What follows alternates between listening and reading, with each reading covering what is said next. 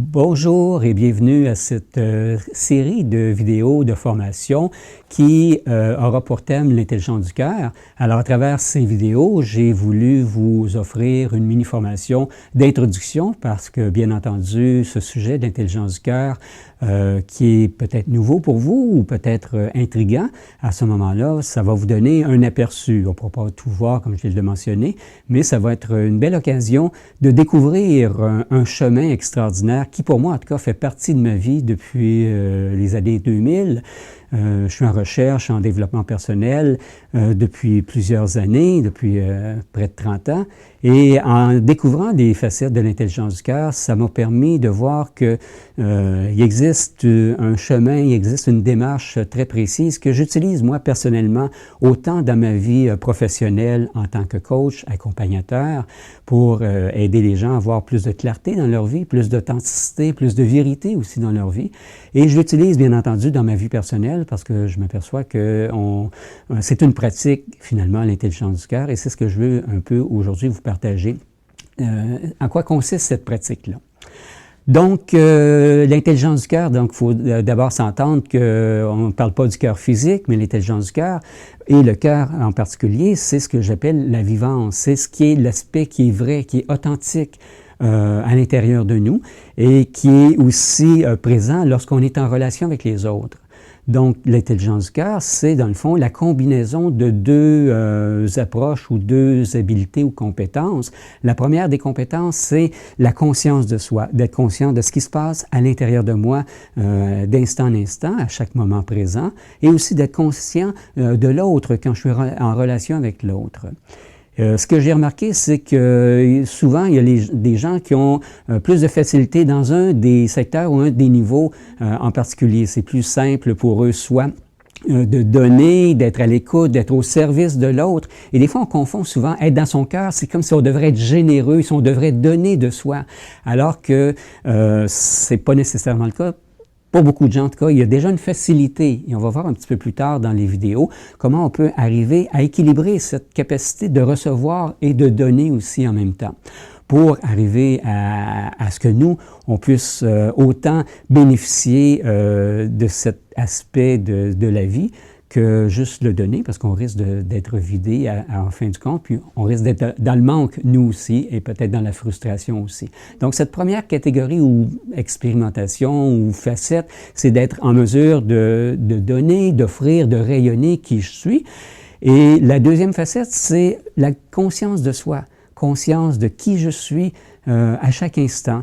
Qu'est-ce que je veux dans ma vie, où je me situe présentement, d'avoir de la clarté dans ces niveaux-là. Qu'est-ce que j'ai besoin pour me rendre là où je veux aller? C'est quoi les obstacles? C'est quoi mes difficultés? C'est quoi mes craintes, mes peurs, mes préoccupations?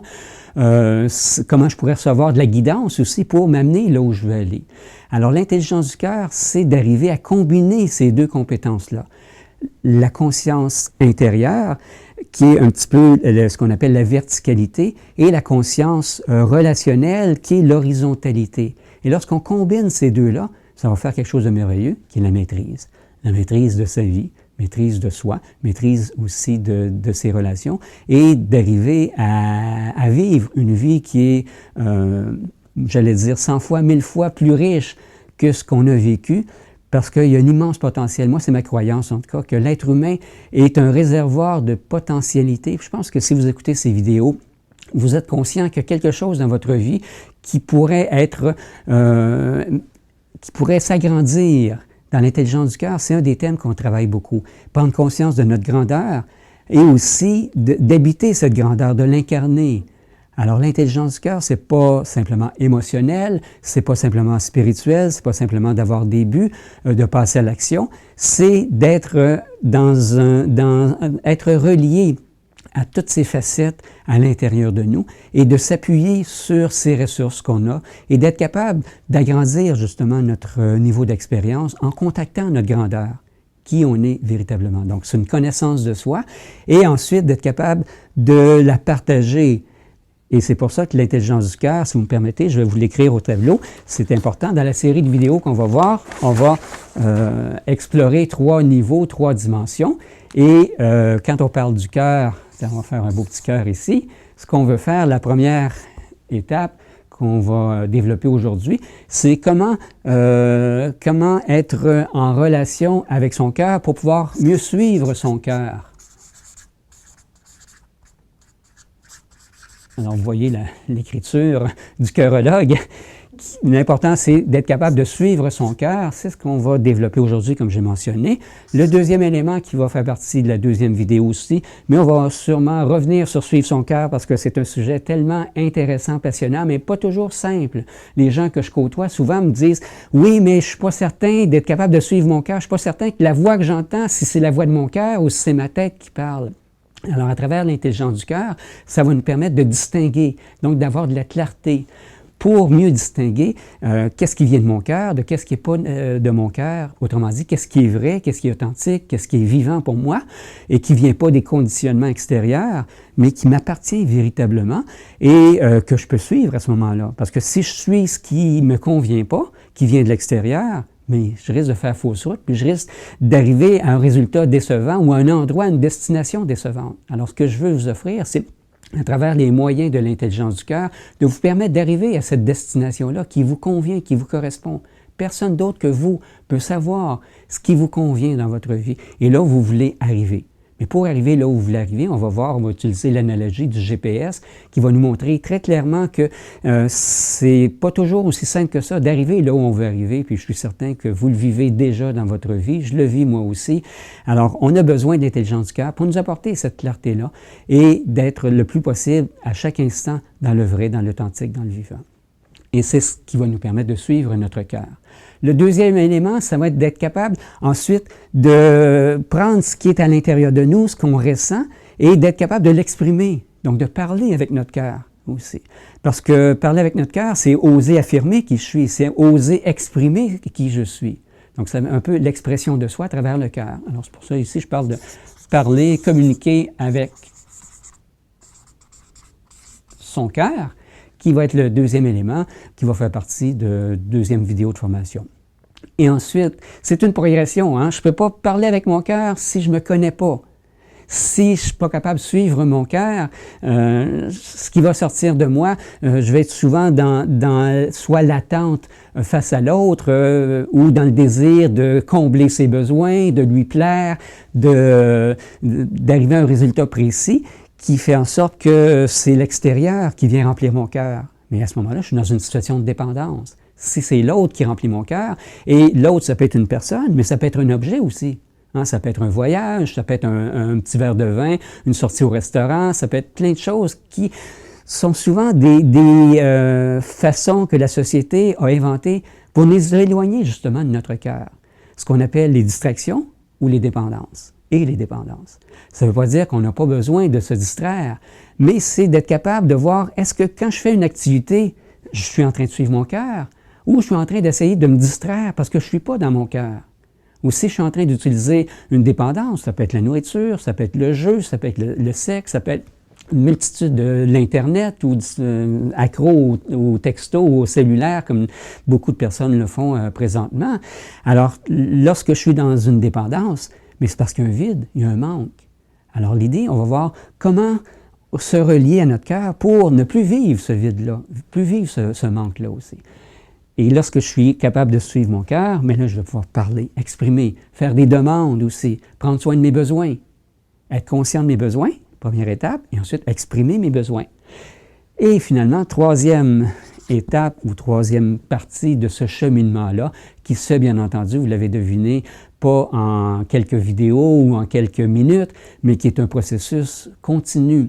Parce que l'intelligence du cœur, pour moi, c'est pas un enseignement qui est intellectuel, on n'étudie pas l'intelligence du cœur. C'est quelque chose qui est incarné, qui est vécu dans son quotidien, dans son moment présent, à travers son corps, à travers ses émotions, à travers ses pensées, à travers son énergie, à travers la connexion avec son âme ou son intelligence supérieure, sa sagesse profonde. Alors, c'est une pratique au quotidien qui peut s'apprendre, et ce que je veux faire, c'est vous enseigner cette pratique-là. Comment qu'on arrive à mettre en application l'intelligence du cœur dans notre quotidien. Troisième élément, à ce moment-là, ça s'appelle être en mesure d'ouvrir son cœur. Et ouvrir son cœur, c'est pour permettre de recevoir, ce que les gens ont beaucoup de difficultés. 95% des gens sont beaucoup plus habiles à donner, donc à déverser ce qui est bon à l'intérieur d'eux, puis c'est pas mauvais.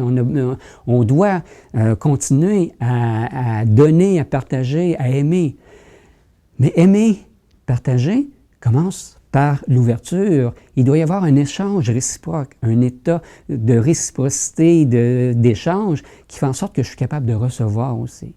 Et vous allez voir qu'il y a beaucoup de mécanismes psychiques, psychologiques, de croyances, de résistance qui nous empêchent de recevoir. Il y a une loi spécifique qu'on va vous parler, qui s'appelle la loi de Lenn, qui est un chercheur aux États-Unis, qui a émis l'hypothèse qu'on a une certaine capacité de réceptivité. Et lorsque cette capacité de réceptivité, un peu comme un disque dur ou une carte de mémoire sur un appareil électronique, ne peut pas emmagasiner plus de données, alors c'est la même chose pour nous en tant qu'êtres humains. On aurait comme une certaine capacité limitée à recevoir.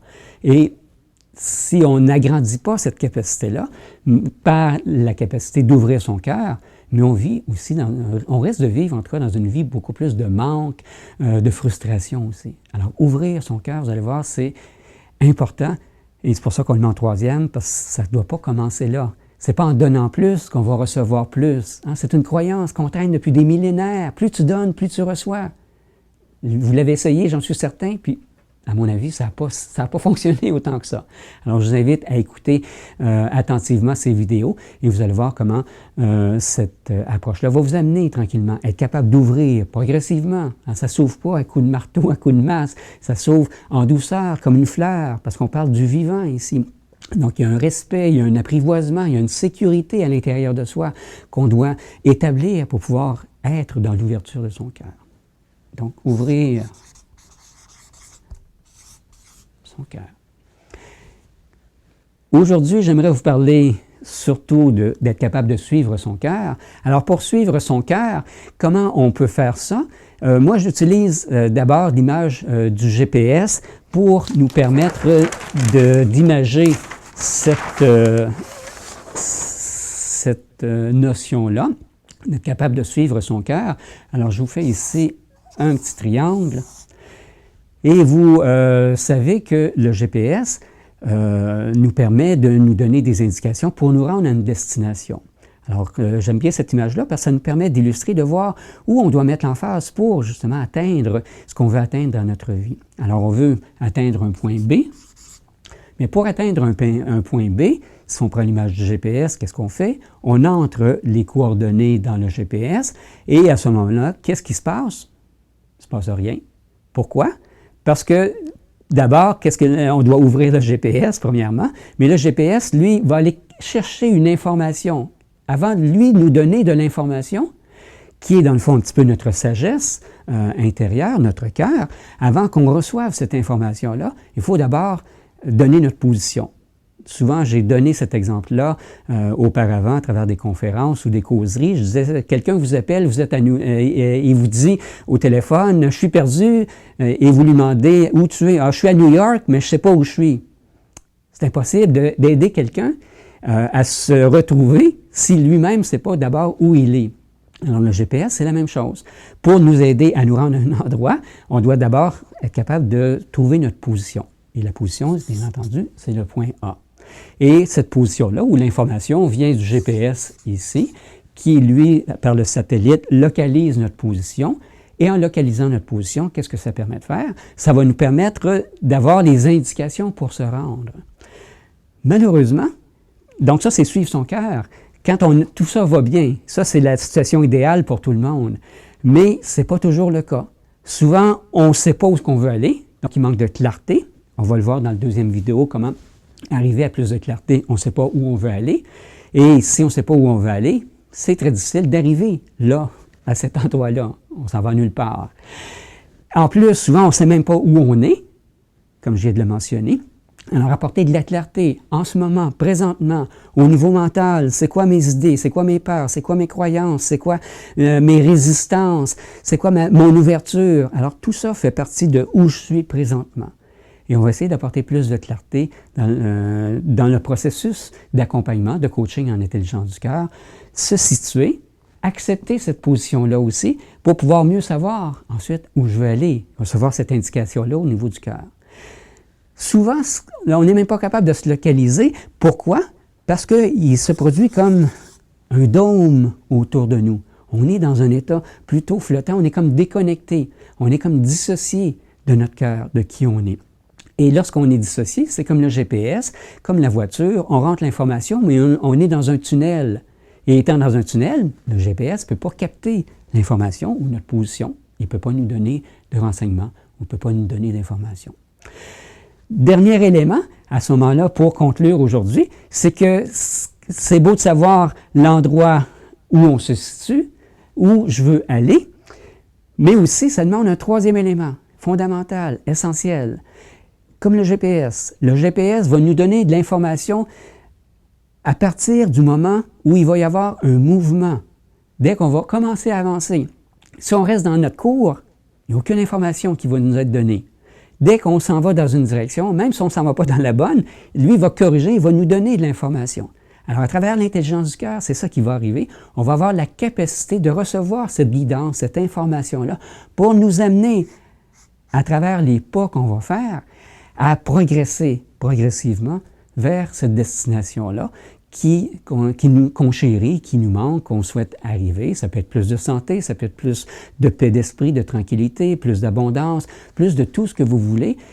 L'intelligence du cœur, finalement, pour conclure, c'est une porte, la porte du cœur, qui nous amène et qui nous donne accès à ce que j'appelle l'infini des possibles. Et quand on sait que l'infini des possibles est accessible, parce que tout le monde a cette dimension-là du cœur, l'important, c'est d'être guidé maintenant. À travers les prochaines vidéos, c'est ce qu'on va vous présenter. À la prochaine. Wow! C'est pas pire, hein? Ah! J'ai des frissons partout! Moi aussi, j'en ai. Non, Ça a bien été. Ah! Ouais. Génial! Bien Tout, été. ça a bien sorti, tu étais allumé, Ouais. puis tu me regardais. Au début, tu regardais la caméra, le premier, puis ouais, quand ouais. on a arrêté, là, tu me regardais, là, tu me parlais. C'est génial. Ce que tu as dit, là, j'ai des frissons. Mais Fait que c'est plus facile de un te parler à toi que de parler au mur. Oui, ben C'est pas oui. pareil. Puis là, on s'est réchauffé, on s'est parlé un petit peu avant. Fait que... Wow! Je vais dire,